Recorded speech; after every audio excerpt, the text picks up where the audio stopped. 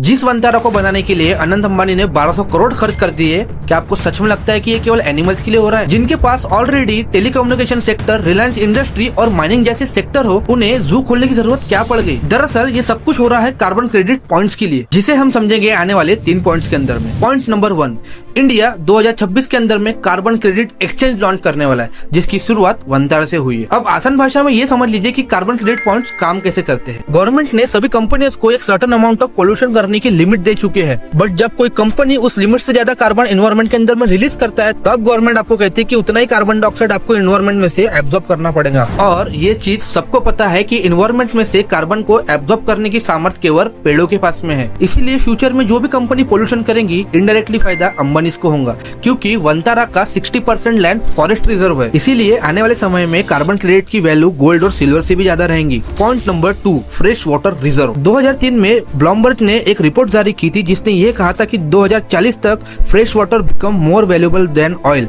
यानी जिसके पास में भी फ्रेश वाटर होगा उसकी वैल्यू ऑयल से भी 10 गुना ज्यादा महंगी होंगी।